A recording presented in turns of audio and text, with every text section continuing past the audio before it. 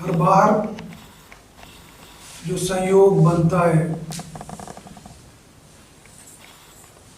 जिस संयोग से हम यहाँ बैठते हैं साथ में, उस संयोग के बीच में एक समय होता है। गुरु और शिष्य के साथ बैठने के बीच में एक समय होता है। उस समय जब आता है तो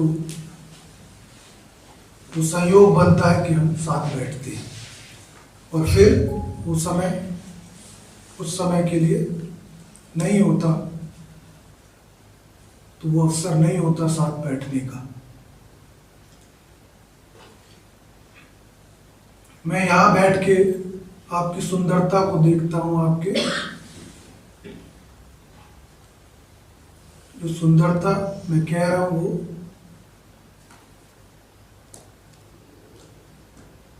दो पक्ष जो हर व्यक्ति के अंदर है, उसमें से एक पक्ष है उसका जिसकी वजह से वो सुंदर है। रूप रंग आकार कैसा भी हो, लेकिन उसमें एक सुंदरता है जिसको मैं देखता हूँ।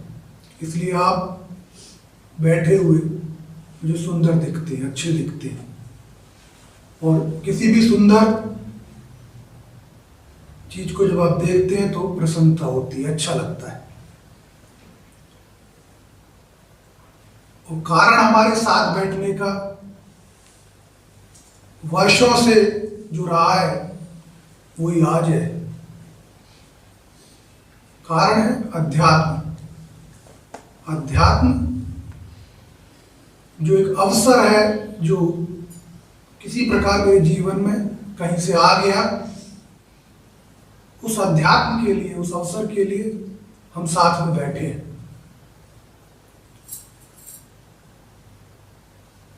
और अध्यात्म का लक्ष्य क्या है, उद्देश्य क्या है? परमात्मा की खोज। अब ये जो इतनी सरलता से मैंने कह दिया परमात्मा की खोज, ये इतना आसान तो है नहीं। हर व्यक्ति जीवन में चाहे उसको आध्यात्मिक अवसर मिला, वो परमात्मा की खोज तो पूरी नहीं कर लेगा, लेकिन उद्देश्य अध्यात्म का है परमात्मा की खोज। एक तो हमने मान लिया, हमें बता दिया कि ईश्वर है, हम अपना पूजा करते हैं, लेकिन एक है कि उसको मैं खोजने चल दिया। मैंने वो नहीं माना जो बताया गया, मैं उसको खोजने निकल पड़ा। अब मैं खोज पाऊंगा या नहीं, इसकी कोई निश्चितता, कोई श्योरिटी नहीं है। देखो, जीवन में दो शब्दों से बना है, एक है प्रगति और दूसरा है उन्नति। तो प्रगति क्या है? प्रगति है प्रोग्रेस। अब प्रोग्रेस क्या है, प्रगति क्या है? कि तुम्हारी आयु बढ़ रही है, तो क्या कर रहे हो? Age is progressing. आयु बढ़ रही है, प्रगति हो रही है।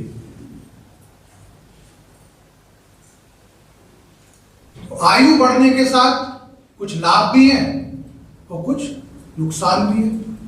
जब बच्चे की आयु बढ़ती है तो वो यौवन में आ रहा होता है, जवान हो रहा होता है, तो शारीरिक शक्ति बढ़ रही होती है, लेकिन जो फ्लेक्सिबिलिटी है, लचीलापन है, वो कम हो जाता है। ऐसे ही जब जवान वृद्ध होने लगता है, बुजुर्ग होने लगता है, तो शरीर की शक्ति कम होने लगती है, याददाश्त, सोचने की शक्ति कम होने लगती है, लेकिन अनुभव बढ़ जाता है। तो प्रगति का अर्थ क्या हुआ, प्रोग्रेस का अर्थ क्या हुआ? कि इसमें दोनों चीजें, लाभ भी हो रहा है, हानि भी हो रही है। अर्थात प्रगति जो है वो संसार से जुड़ी हुई है। मेरे सांसारिक जो कार्य है, मेरे जो सांसारिक उद्देश्य हैं, जो संसार है, उसके साथ प्रगति जुड़ी है। उसको कैसे पता लगाओगे? कि जीवन में आज तुमने मेहनत की, प्रोग्रेस कर ली, प्रगति हो गई, धन कमा लिया, लेकिन कल को वो कम भी हो सकता है। कल को तो progress can be upward as well as downward. वो आगे की तरफ भी हो सकती है, पीछे की तरफ भी हो सकती है। अगर जमीन में गड्ढा खोदना शुरू कर दो तो नीचे की तरफ प्रगति होगी, आसमान में उड़ने की तरफ चले जाओ तो ऊपर की ओर प्रगति होगी। दोनों साइड है इसके। तो संसार में जब हम प्रगति में संसार से जोड़ रहा हूं प्रोग्रेस को, प्रगति को, तो इसका मतलब संसार के हर कर्म, हर क्षेत्र, हर जो चीज हम करते हैं जो हमसे जुड़ी है, हम प्रोग्रेसिव हैं, प्रगतिशील हैं। लेकिन हमें झटके भी लगते हैं, पीछे की ओर भी चले जाते हैं, पीछे की ओर प्रगति होने लगती है या आगे की ओर भी होती है। तो कभी आगे कभी पीछे, ऐसे ही चलता है। ऐसा नहीं रहता कि वन डायरेक्शन में, एक ही दिशा में चले, एक दिशा में नहीं चलती, दोनों दिशाओं में हो सकती है। इसलिए प्रगति को जोड़ा मैंने संसार के साथ। लेकिन जो दूसरा शब्द है एक और, वो है उन्नति। उन्नति में जुड़ा हुआ है उन्नत। उन्नत मतलब बेटर देन बिफोर, उन्नति, पहले से श्रेष्ठ। अब इसमें पहले से अगर श्रेष्ठ है तो नीचे नहीं जा रहा, पहले से आगे, पहले से आगे का। जब बेटर देन बिफोर है तो पीछे का तो रहा ही नहीं, जहां मैं था उससे आगे, उससे बेटर, उससे उन्नत। तो उन्नति अध्यात्म से जुड़ी है। यहां प्रगति नहीं करते, उन्नति करते हैं। क्योंकि जो भी मैं अध्यात्म से पा गया या ले गया वो समाप्त नहीं होगा। जो एक बार मेरे चिंतन में, मेरे चित्त में, मेरी चेतना में आ गया वो समाप्त नहीं होगा, खत्म नहीं होगा, कम नहीं होगा, उतना ही रहेगा। मैं भूल जाऊं उसको या उसको बेसहारा छोड़ दूं, वो हो सकता है। मैं कहीं और अपना चित्त लगा लूं, किसी और चीज में जुड़ जाऊं, लेकिन समाप्त नहीं होगा। जब भी मैं उसको देखूंगा, मेरा चिंतन, मेरा अवलोकन, मेरा चित्त दोबारा उसको देखेगा तो वहां उतना ही होगा, वो नीचे नहीं गया, वो आगे ही बढ़ेगा, उन्नति ही होगी। तो इसमें वॉलेटिलिटी नहीं है, कम ज्यादा होना नहीं है, निरंतरता है, एक संवेग, सरसता, वो अध्यात्म है। इसलिए इसमें हम उन्नति करते हैं। अब अगर कोई भी व्यक्ति जिसने अध्यात्म में समय नहीं गुजारा है तो उसको ये समझने में समय लग जाएगा कि मुझे क्या मिल रहा है, मेरे साथ हो क्या रहा है। क्योंकि प्रत्यक्ष दिखाने को कुछ नहीं होता। संसार में कुछ भी कर्म करते हो तो उसके द्वारा जो भी मिलता है वो प्रत्यक्ष होता है, उसको दिखाया जा सकता है, देखा जा सकता है। लेकिन अध्यात्म में तुमने अगर 10 साल भी गुजार दिए और कोई पूछे क्या मिला, तो दिखाने को कुछ नहीं है। कहां से दिखाओगे? मैं जानता हूं क्या हुआ, लेकिन किसी और को ना दिखा सकता, ना उसका अनुभव करा सकता।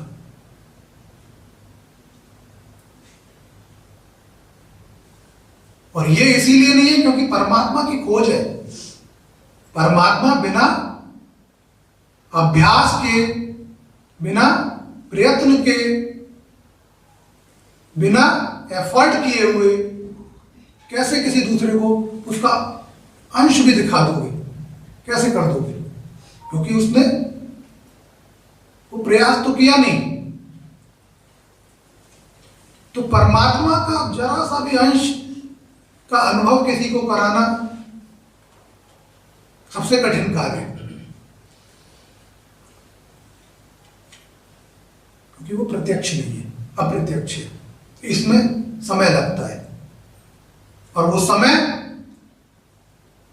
जो मैंने शुरू में कहा, संयोग बनता है तो हम बैठते हैं, समय गुजरता है, फिर एक संयोग बनता है, तब हम बैठते हैं, तब वो क्रिया शुरू हो जाती है कि उन्नति जहां पहले था वहां से उन्नति करो।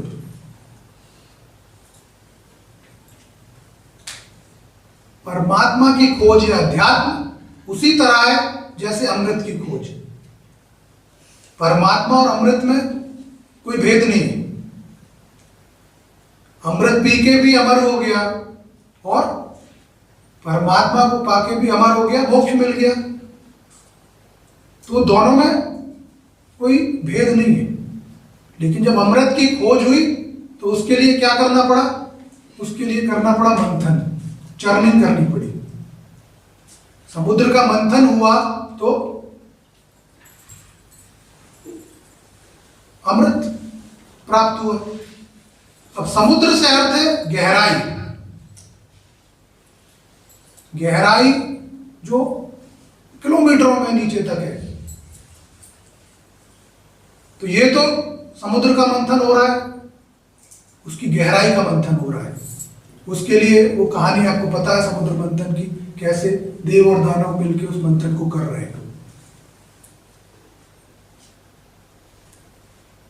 तो अब वो तो ही अमृत की खोज है। परमात्मा की खोज में मंथन किसका होना है? मेरा होना है। अर्थात मन की गहराई, चित्त की गहराई, मेरे अंदर कितनी गहराई है, मन की था डेप्थ को पाना, समझ लेना। किसी एक दूसरे की भी, एक सामान्य व्यक्ति के मन में क्या छुपा है, कितना गहरा है, उसका चिंतन चित्त हम नहीं जान पाते। उसकी गहराई कितनी अंधेरों में नीचे तक, कोई क्या सोच रहा है, क्या चिंतन उसका चल रहा है, हम नहीं समझ पाते। तो अथाह गहराई है। जैसे समुद्र गहराई के साथ जुड़ा हुआ है, ऐसे मन और चित्त भी गहराई के साथ जुड़ा हुआ है और उस गहराई में मंथन होना है। अब उस मंथन को करेगा कौन? क्योंकि ये मंथन परमात्मा की खोज का मंथन है। जैसे देव और दानव मिलकर समुद्र का मंथन कर रहे हैं, मेरे गुण और दोष देव और दानव स्वरूप में वो मिलके मंथन करेंगे मेरा, वो मिलके परमात्मा की खोज करेंगे। वो सांप को पर्वत के साथ लिपटे हुए तुमने देखा है, जो रही की तरह चला रहे हैं, उसको मंथन हो रहा है। और जिसने क्रिया योगा का कोर्स या वर्कशॉप किया है, उसमें जो चित्र बनता है, दो चीजें मिलके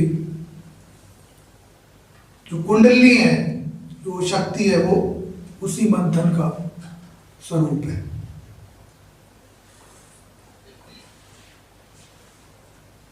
जो चीजें कहने में बहुत ही सामान्य है, जिसका महत्व सुनने से, सुनना क्या है? इंद्रिय, इंद्रिया सेंसेस। अभी जो मैं कह रहा हूं वो कानों के द्वारा सुना जा रहा है, सेंसेस के द्वारा ग्रहण किया जा रहा है, एक्सेप्ट किया जा रहा है। लेकिन वहां से काम नहीं होगा, इन कानों के परे जाना पड़ेगा। क्योंकि जो मेरे सेंसेस हैं, जो मेरी इंद्रियां हैं, वो संसार को बिलोंग करते हैं, संसार से जुड़ते हैं। तो अभी मेरे पास विकल्प नहीं है, कोई ऑप्शन नहीं है कि मैं इसके अलावा किसी और तरह से सुन सकूं, जान सकूं। शुरू में मेरे पास वो विकल्प नहीं है कि ये जो इंफॉर्मेशन मुझे मिली, इसको मैं कैसे प्रोसेस करूं, क्या करूं इसका। जो मेरा प्रोसेसर है अभी तक, वो है ब्रेन, यही प्रोसेस करता है सब कुछ। कानों ने सुना, ब्रेन उसको प्रोसेस करेगा, प्रोसेस करके मुझे जवाब देगा इसका क्या करना है, फेंकना है, रखना है, यूज करना है। तो इंद्रियों के द्वारा ग्रहण किया हुआ कोई भी, आंखों से देखा हुआ, कानों से सुना हुआ, जीभ से चखा हुआ, नाक से सूंघा हुआ, हाथ से छुआ हुआ, कुछ भी कहाँ जाता है? ब्रेन में जाता है सीधा, और ब्रेन उसको प्रोसेस कर देता है। कि काम की चीज है, उपयोगी अनुपयोगी, रखनी है फेंकनी है। तो जब गुरु कुछ कहता है, कुछ बता रहा है, वो इंद्रियों से ग्रहण किया और इंद्रियों ने ब्रेन को भेज दिया, वो ब्रेन उसको प्रोसेस करेगा। तो ब्रेन के काम की चीज नहीं है ये। बुद्धि या ब्रेन के काम की चीज नहीं है। जब उसके काम की चीज नहीं है तो वो उसको एक साइड में कर देगा। तो फिर क्या होगा कि मेरे लिए वो चीज अनुपयोगी हो गई, काम की नहीं रही। लेकिन क्या हुआ, मैं दोबारा आके फिर बैठ गया ढीठ की तरह, फिर ब्रेन में गया, फिर प्रोसेस हो गया, अलग कर दिया। लेकिन मैं जिद्दी था, हटी था, मैं आके बैठता रहा, सुनता रहा, सुनता रहा, सुनता रहा। तो धीरे धीरे धीरे समय के साथ वो चीज ब्रेन में नहीं जाएगी, क्योंकि रिपीटेटिव, मैं नई चीज नहीं बताता हूं, मुझे तो वही सार बताना है, नई नई चीजें थोड़ी बतानी है। तो जब रिपीटेटिव चीज ब्रेन में जा रही है, बार बार वही इंफॉर्मेशन ब्रेन में जा रही है, तो ब्रेन क्या हो जाएगा, उसके लिए इम्यून हो जाएगा, इसको सुनना ही क्या, ये तो वही चीज है, अलर्ट नहीं है। अब वो चीज कहीं और जाएगी, जिस जगह पर वो इंफॉर्मेशन पहुंचनी चाहिए, जहां से वो प्रोसेस होगी, जहां उसका काम होगा, वो वहां जाएगी। वो ब्रेन से उतर के चेतना में जाएगी, कॉन्शियसनेस में जाएगी, चित्त में जाएगी। और जब वो वहां जाएगी तो वो उसका न्यूट्रिशन है, वो उसका पोषण है, वहां पर वो काम करने लगेगी, वहां एकदम चीजें बदलने लगेंगी। और क्या बदल रहा है, बदल रहा वो है कि मैंने क्या विकसित किया बचपन से बड़े होने के, उसमें वही विकसित किया जो संसार ने विकसित किया, जो मेरे आस पड़ोस में सबने विकसित किया। वो मैंने विकसित किए दोष, अवगुण, क्योंकि उन अवगुणों के सहारे मैं संसार को जीत लेना चाहता हूं, नहीं तो मैं विजयी नहीं होऊंगा इस संसार में। अगर मेरे अंदर अवगुण है, अगर मेरे अंदर क्रोध है, अगर मेरे अंदर ईर्ष्या है, ऐसे बहुत सारे अवगुण अगर मेरे अंदर हैं, तो मैं संसार में जीत पाऊंगा, लोगों के ऊपर प्रभाव जमा पाऊंगा, उनसे लड़ पाऊंगा। अन्यथा पीछे रह जाऊंगा, हार जाऊंगा। तो ये दोषों का विकसित होना है। इसी प्रकार तो ऐसा नहीं था कि मैं जब पैदा हुआ तो मुझे खाली दोषों के साथ ही भेजा, मुझे किसी के साथ नहीं भेजा, खाली छोड़ा हुआ था। दोनों चीजें विकसित होती हैं, डेवलप हो रही है। लेकिन प्रोसेस दोषों के विकसित होने का तो शुरू हो गया सबको देख के, जैसा चल रहा है उसको देख के, लेकिन गुणों के विकसित होने का प्रोसेस शुरू नहीं हुआ। जब प्रोसेस शुरू नहीं हुआ, वो साइलेंट, एबंडन, बेसहारा छोड़ दिए गए और किसी स्थान पर शांति से दबे हुए हैं, बरीड हैं, गड़े हुए हैं, कोई उन्हें देख नहीं रहा। ऐसा नहीं है कि वो है नहीं, वो है, लेकिन नेग्लेक्टेड है, ध्यान नहीं दिया, क्योंकि मुझे पता नहीं कि उसका क्या उपयोग है, कैसे उसको विकसित करना है, और उसकी वैल्यू क्या है। संसार उसकी वैल्यू नहीं करता, और मैं संसारी हूं, मुझे संसार पे विजयी होना है, तो मैं भी वैल्यू नहीं करता, मैं वही वैल्यू करता हूं जो देखता हूं।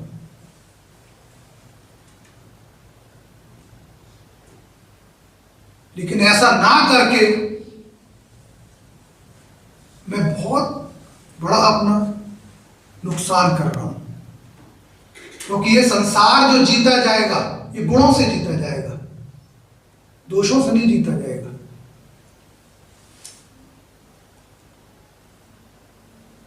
क्योंकि दोष तो मुझे आंतरिक क्लेश देते हैं, मुझे मजबूत नहीं करते।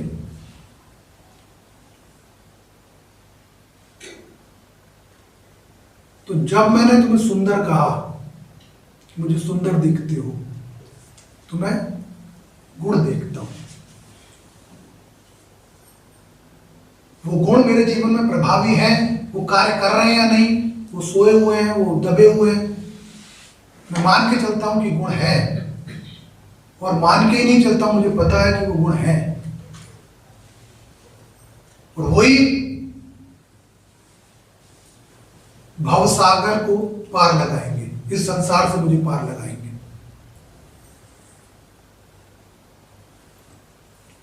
ये तो कुंडली जागरण है। गुणों की और दोषों की यात्रा ही कुंडली जागरण है। यही तो मंथन गुणों और दोषों के द्वारा होना है। अब अमृत प्राप्त हुआ देवताओं को, दानवों को प्राप्त नहीं हुआ। इसी प्रकार इस गुण और दोष की जब चर्निंग होगी, जब इसका मंथन ये इस जीवन का करेंगे, तो जो परमात्मा प्राप्त होगा वो गुणों को ही प्राप्त होगा, दोषों को प्राप्त नहीं होगा। गुणों से परमात्मा प्राप्त होगा।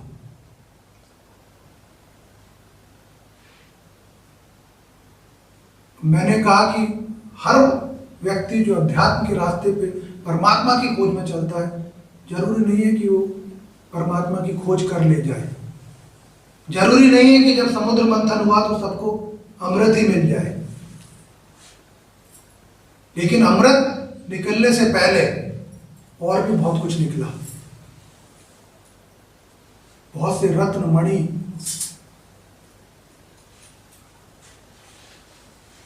उपयोगी वस्तुएं, अलंकार, महादेवी लक्ष्मी, विष, मदिरा, ये सब अमृत निकलने से पहले और भी बहुत कुछ प्राप्त हुआ। अब उसमें से कुछ चीजें विष हो गया या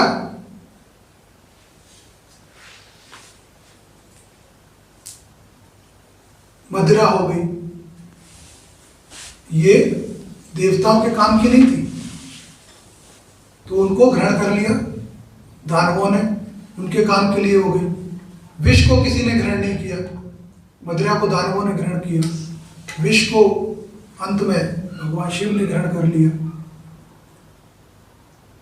तो मेरे जीवन में जब आध्यात्मिक मंथन होगा, मेरे गुण और दोष, तो उसमें बहुत सी चीजें प्राप्त होंगी और बहुत ही उपयोगी चीजें प्राप्त होंगी।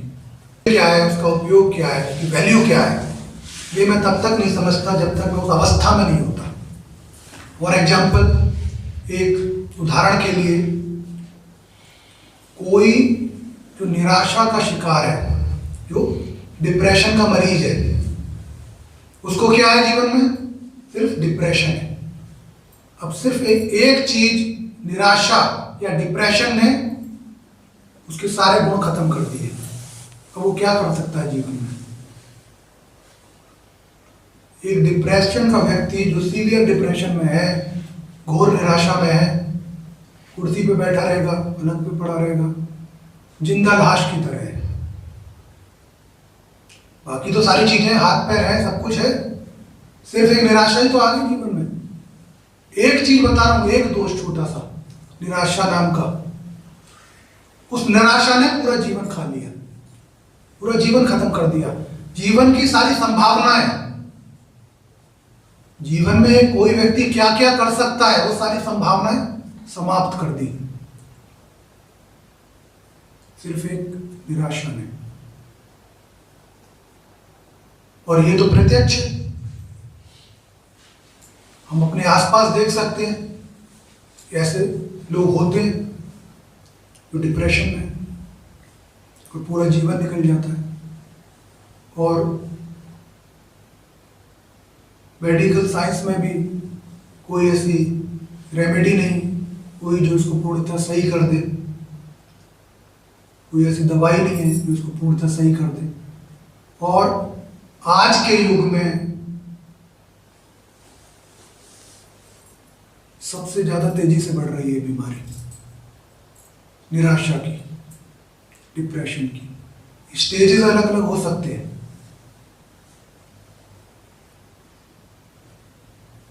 निराशा क्या है? अंधकार।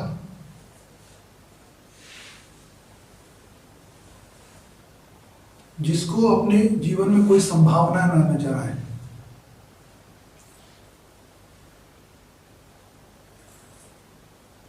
अब इस छोटी सी चीज का इलाज अध्यात्म हो जाता है। निराशा से आशावादी तो बनाना है। निराशावाद क्या है? अवगुण है, दोष है निराशा। और आशा क्या है? गुण है। तो अगर निराशा से उसको आशावादी कर दिया जाए तो उसका काम हो जाएगा, क्योंकि हाथ पैर सही सलामत है।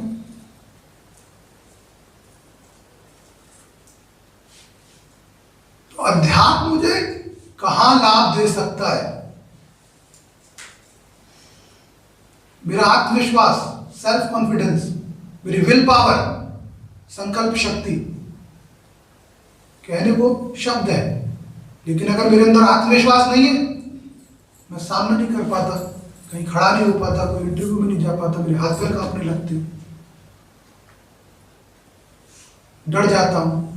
जब आत्मविश्वास नहीं होगा, सेल्फ कॉन्फिडेंस नहीं होगा, तो क्या होगा? भय घर कर जाएगा, भयभीत हो जाऊंगा मैं जल्दी। कौन इसका इलाज कर सकता है? कोई गोली बनी है इसकी मुझे आत्मविश्वास आ जाए? अनेकों दोष हैं ऐसे, अनेकों। तो जो मैं कह रहा हूं कि परमात्मा के मिलने से पहले क्या मिलेगा मुझे? परमात्मा मिले ना मिले, लेकिन ऐसे बहुत से रत्न, मणि, आभूषण जो मेरे जीवन को बदल सकते हैं, हर व्यक्ति के। मेरे अंदर वो गुण हैं इतने सारे, जिनको निराशा ने ढक दिया, जिनको भय ने ढक दिया, जिनको और बहुत सारे कारणों ने ढक दिया। अगर वो उदय हो जाए, अगर वो प्रबल हो जाए, वो कार्य करने लगे, तो मैं स्वयं अपना जीवन बदल लेता हूं। मेरे जीवन में आशा आ जाती है, स्फूर्ति आ जाती है, आनंद आने लगता है, शांति आने लगती है। तो ये उन्नति है, ये प्रगति नहीं है। मेरी उन्नति हो रही है, और उन्नति हो रही है तो ये उन्नति किसकी हो रही है? मेरा ये थोड़ी है कि मेरे 4 हाथ हो गए 2 की जगह, या 4 आंखें हो गई। मेरी कुंडलिनी के अंदर परिवर्तन हो रहा है। कुंडलिनी जागरण इसी माध्यम से होता है, गुणों के माध्यम से होता है। चेतना बदल रही है, ऊपर की ओर चल रही है, और उन्नत हो रही है, श्रेष्ठ हो रही है।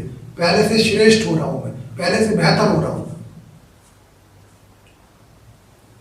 और इसका उपयोग दोनों जगह होगा, समानांतर होगा, पैरेलल होगा। जो मेरा भौतिक जीवन है, जो भी कार्य मैं करता हूं, नौकरी करते हो, काम धंधा करते हो, बिजनेस करते हो, अगर आत्मविश्वासी हो, सकारात्मक हो, निराशावादी नहीं हो, भयभीत नहीं होते, तुम्हारे पास विल पावर, संकल्प शक्ति है, डिटर्मिनेशन है, तो नेचुरली तुम बेहतर करोगे, अच्छा करोगे। तुम हार नहीं मानते, तुम पॉजिटिव रहते हो, हर परिस्थिति, हर अवस्था में बेटर करोगे, तो my performance will be multiplied, वो बढ़ती जाएगी। और अगर यही चीज हटा दें तो मैं किसी भी कार्य में लग रहा हूं, मैं बिलो एवरेज रहूंगा, बहुत ही साधारण रह जाऊंगा। अब उसके लिए मेरे पास कितनी भी डिग्री हो, कुछ भी हो, वो काम नहीं करेंगी। हम, मेरा ज्ञान काम नहीं करेगा, कुछ भी है मेरे पास, मैं औरों से ज्यादा पढ़ा लिखा हूं, औरों से ज्यादा जानता हूं, लेकिन मेरे पास ये क्वालिटी मेरी दबी हुई है, सो रही है, तो भी मैं उनसे पीछे ही रहूंगा। तो अध्यात्म मुझे परमात्मा तक पहुंचने से पहले, उस खोज से पहले इतनी सारी चीजों से एनकाउंटर कराता है, इतनी सारी चीजें से मेरा सामना कराता है जो मैंने अपने भीतर ही दबा रखी है, जो मैं देखता नहीं हूं। कोई संसार में इस पे काम करता है कि मुझे आशावादी बनाए, लगातार मेरे पीछे रहे, मुझे आत्मविश्वास दे, मेरी संकल्प शक्ति बढ़ाए।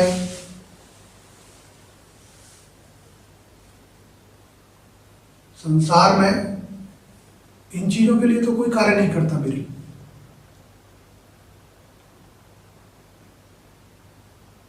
लेकिन मेरे दोषों को बढ़ाने के लिए जो भी कमियां हैं, जिनको मैंने शक्ति मान लिया कि संसार में विजयी होने के लिए ये चीजें जरूरी है, तभी मैं जीत पाऊंगा, उसको बढ़ाने के लिए सब उससे सहमत हो जाएंगे। तो इसीलिए वो प्रगति है जो आगे पीछे होती रहती है, वॉलेटाइल है, उसमें स्थिरता नहीं है। लेकिन हमें प्रगति नहीं, उन्नति करनी है। और उन्नति है वो मैं, अगर आध्यात्मिक उन्नति मेरी होती है तो भौतिक तो अपने आप होगी, क्योंकि मैं एज ए पर्सनैलिटी या एक व्यक्तित्व के रूप में पहले से बेहतर हो रहा हूं। जब मैं पहले से बेहतर हो रहा हूं तो मेरी परफॉर्मेंस, मेरी रेजिलियंस पहले से बेहतर है। मैं पहले से ज्यादा अच्छी तरह सामना कर सकता हूं, मैं पहले से ज्यादा अच्छी तरह धैर्य रख सकता हूं, मैं निराशावादी नहीं हूं। किसी भी परिस्थिति में, किसी भी सिचुएशन में, किसी भी अवस्था में मैं निराशा में नहीं जाता, हार नहीं मानता।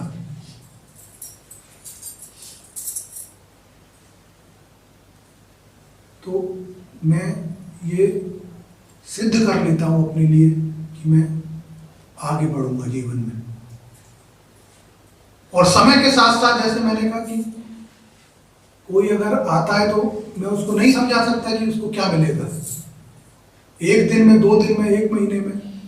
समय के साथ साथ जब मैं परिवर्तन स्वयं में देखूंगा तब मैं समझूंगा उस चीज को,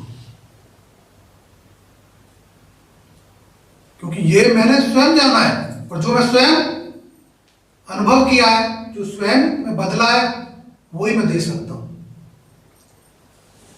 उतना तो दे सकता हूं, जितना किसी के पास होता है उतना तो वो दे सकता है, आगे का प्रॉमिस नहीं है।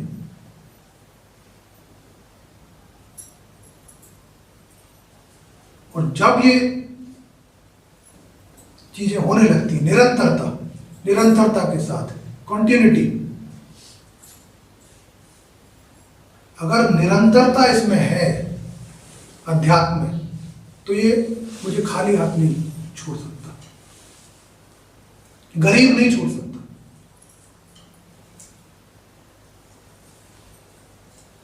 तो मुझे सिर्फ इतना करना है कि मुझे अपनी उपस्थिति निरंतर रखनी है। ठीक है, मुझे 2 घंटे कुछ समझ नहीं आया, ब्रेन में प्रोसेस हुआ, फेंक दिया गया। ऐसे ही होता है, सालों साल, 10 साल ऐसे निकल जाते हैं, समझ नहीं आता कि क्या प्राप्त हो रहा है, क्या मिल रहा है। फिर कोई क्षण आता है जीवन में जब मुझे वो पुराना सारा समझ आ जाता है। जब चित्त में वो चीज उतरी तो वो पुराना सब प्रोसेस कर लेगी, जो इतने सालों तक मैं सुनता रहा, सेंसेस के द्वारा, कानों के द्वारा, आंखों से जो देखता रहा, वो सारा प्रोसेस हो जाएगा बहुत जल्दी, और मैं सब आत्मसात कर लूंगा, ग्रहण कर लूंगा। और फिर मुझे उसकी वैल्यू, उसकी कीमत पता लग जाएगी कि अरे ये तो बड़े काम की चीज है, ये मेरा जीवन बदल देगी। अब तक मैं स्ट्रगलर बना रहा, स्ट्रगल करता रहा, अब ये मेरे पास अगर होती, या तब मैं समझ गया होता, तो मैंने व्यक्तित्व बदल लिया होता और जीवन बदल लिया होता।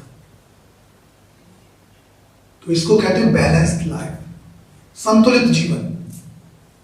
एक तरफा जीवन नहीं है जो आगे पीछे वाले टाइल है, जा रहा है कभी आगे पीछे, और एंड ऑफ द डे जहां था वहीं रह गया, कहीं पहुंचा ही नहीं। तो जीवन अगर मुझे जीना है तो इस संतुलन के साथ जीना है कि उन्नतिशील हूं मैं,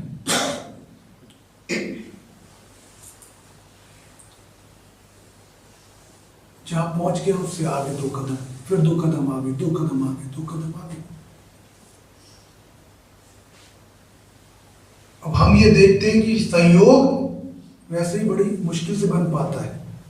हमारे चाहने कि हम रोज बैठ जाएं, रोज कुछ कर लें, कुछ बदल दें, नहीं होता। उस समय का संयोग बड़ी मुश्किल से बनता है।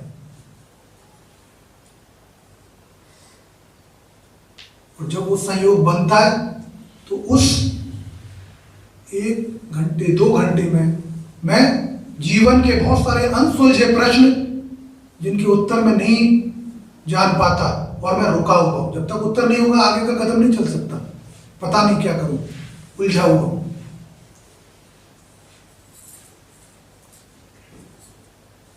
वो उत्तर मुझे स्वयं से मिल जाएगा और मैं अगला कदम चलना शुरू कर दूंगा। जीवन के, भौतिक जीवन के, सांसारिक जीवन के, जीवन की समस्याओं के, जीवन के स्ट्रगल के बहुत सारे उत्तर मुझे यहां मिल जाएंगे।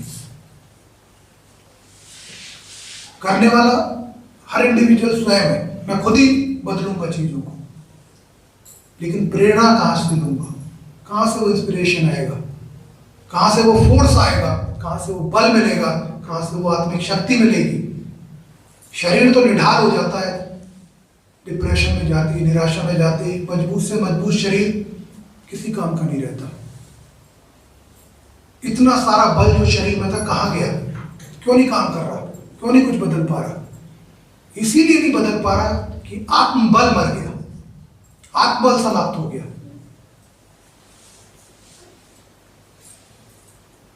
तो इतने बलशाली शरीर को चला रहा है वो आत्मबल।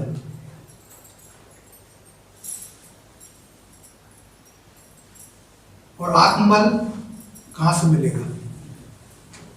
आत्मबल कौन देगा?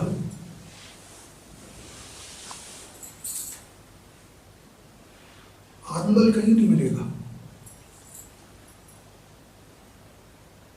आत्मबल मिलता है इस संयोग में जब मैं यहां बैठता हूं।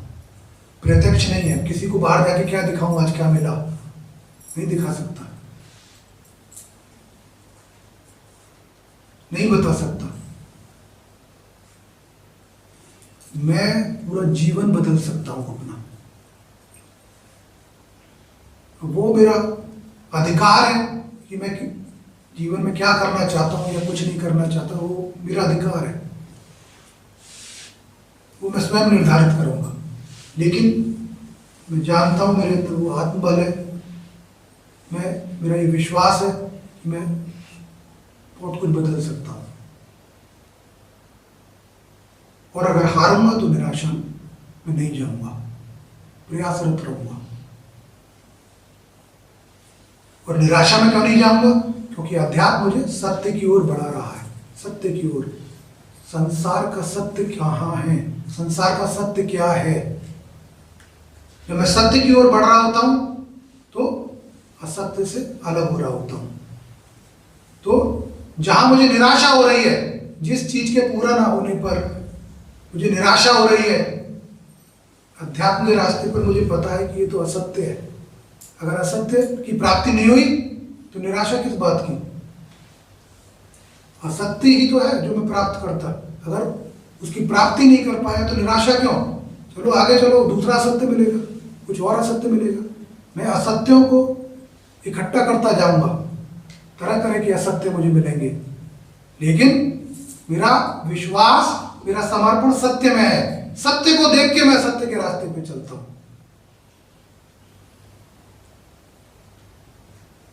अर्थात जो ब्रेन में प्रोसेस हो रहा है, जो ब्रेन करवा रहा है, मैं वो सब कर रहा हूं, लेकिन मेरे जीवन में सत्य का भी वास है, सत्य भी प्रकट है। अगर वन साइडेड हो गया कि खाली सांसारिक हो गया, खाली असत्य की ओर चलता रहा, तो निराशा होनी है। कहीं ना कहीं डगमगाऊंगा, कहीं ना कहीं गिरूंगा, हारूंगा, भयभीत होऊंगा, क्योंकि सब कुछ मैं उसको मान बैठा। अपना सत्य असत्य सब कुछ मैं असत्य को ही मान बैठा। उस जिसको अपना सब कुछ मान बैठा, अगर वो नहीं मिला तो मैं टूट गया।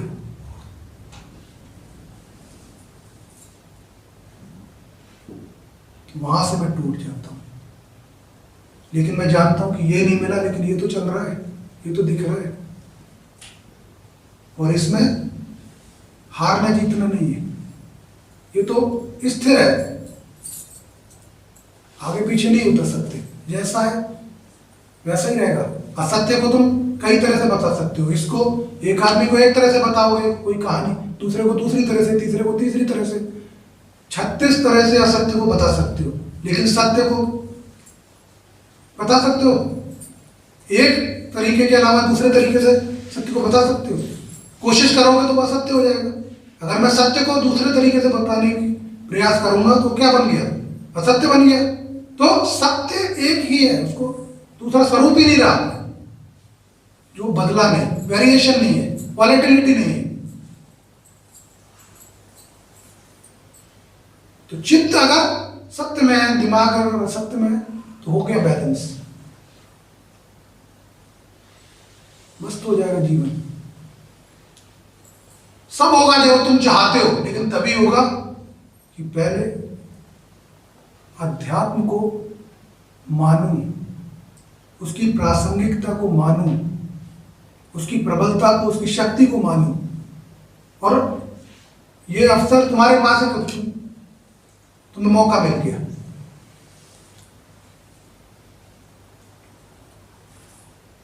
जब तक मैं उससे हाइड एंड सीक खेलता रहूंगा, तब तक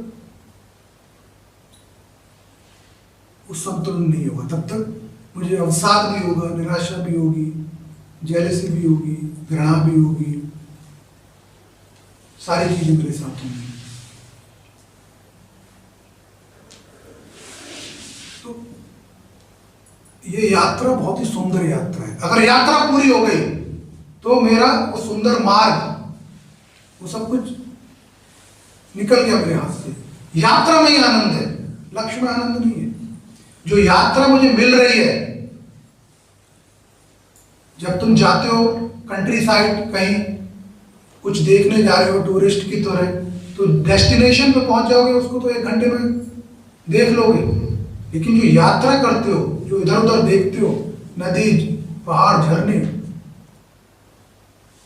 आनंद तो उसका है। वहां रुकते हो, उतरते हो, कहीं नदी किनारे बैठते हो, झरने को देखते हो, उसमें आनंद आता है।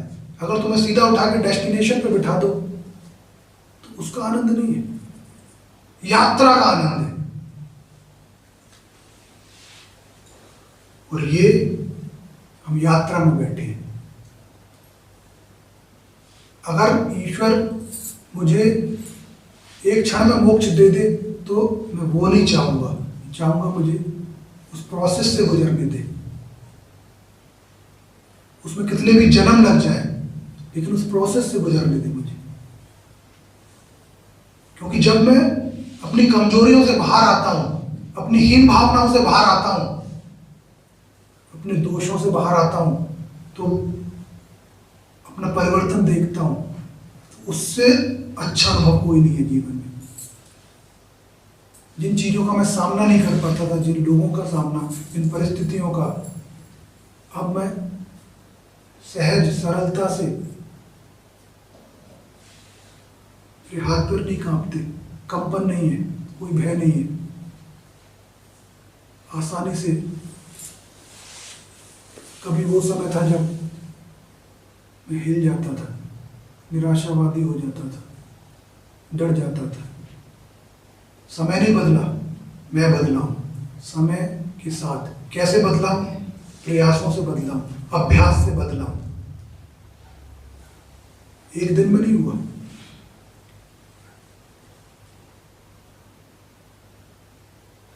इससे सुंदर अनुभव नहीं है अगर होगा किसी को भी। तुम्हारी वाणी बदल जाएगी, तुम्हारी लेखनी बदल जाएगी, तुम्हारे काम करने के तरीके बदल जाएंगे। जिस काम को करते हुए तुम सारी शक्ति लगा देते थे, थक जाते थे, सहज कर दोगे। ऊर्जा कहीं और से आ रही है, शक्ति कहीं और से आ रही है, बल कहीं और से मिल रहा है। चीजों को बैलेंस कर दोगे, जीवन को बैलेंस कर लोगे, नियंत्रित कर लोगे, क्योंकि मैंने स्वयं को नियंत्रित कर लिया। तो हर चीज संतुलन में आ जाती है। ऐसा नहीं है कि जो औरों के साथ परिस्थितियां हो रही हैं मेरे साथ नहीं हो रही है। परिस्थितियां नहीं बदली, मेरा जीवन नहीं बदला। क्या बदल गया? मैं बदल गया। जब मैं बदल गया तो मेरे चारों ओर संसार, परिस्थिति, सिचुएशन सब कुछ बदल गई, क्योंकि मेरा उनको टैकल करने का, उनसे व्यवहार का तरीका बदल गया।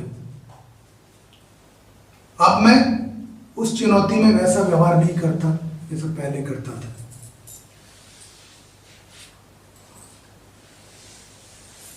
तो इससे क्या हुआ? इससे जीवन सरल हुआ। जो मेरा जीवन कॉम्प्लेक्स था, कठिन था, वो सरल हो गया, सिंपल हो गया। तो बिना कुछ और बदले हमारा प्रयास क्या रहता है? ये व्यक्ति मुझे कष्ट देता है, ये बदल जाए, किसी तरह इसको बदल लूं।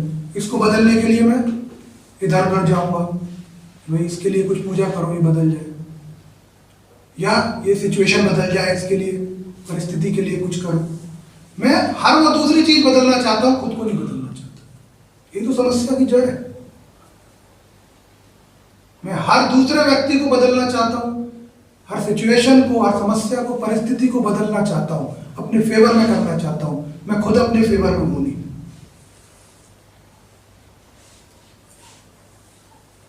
तो भटकाव रहेगा जीवन में, अतृप्ति रहेगी, असंतुष्टि रहेगी।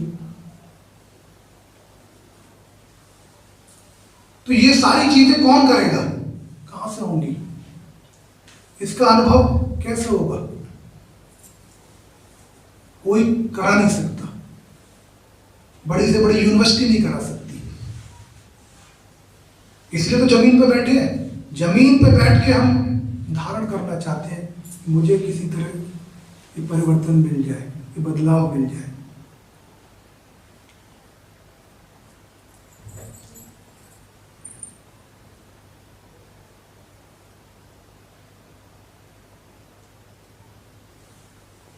और ये एक सूत्र एक बालक से लेके एक वृद्ध जो मृत्युशैया पे बैठा है, कुछ क्षणों में जिसकी मृत्यु हो जाएगी, जिसके काम का संसार में कुछ नहीं है, एक बालक से लेके एक मृत्युशैया पे पड़े हुए वृद्ध, सबके लिए काम का सूत्र है।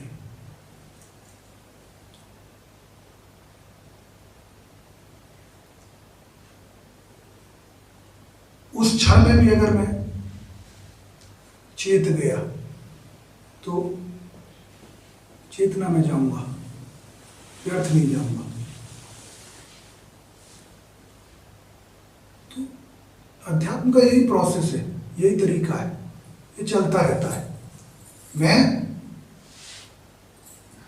एक बार अगर सत्य को मैंने धारण कर लिया, उसको पहचान लिया कि ये सत्य निराकार स्वरूप है ईश्वर का, इसका कोई स्वरूप नहीं है, देखता कैसा है, होता कैसा है, कुछ नहीं पता, लेकिन एक अनुभव है, मुझे सत्य का अनुभव है। मेरे चित्त में, मेरी चेतना में, मेरी जागृति में, मेरे भीतर एक स्वरूप है जो कोई उसको कैसे भी रूप में देख सकता है, और उसका लाभ मैं अपने जीवन में लेता हूँ, और दोनों जीवन में लेता हूँ, भौतिक आध्यात्मिक दोनों जीवन में लेता हूँ। जीवन को संतुलित रखता हूँ, बैलेंस रखता हूँ। होता है भवसागर पार ऐसे।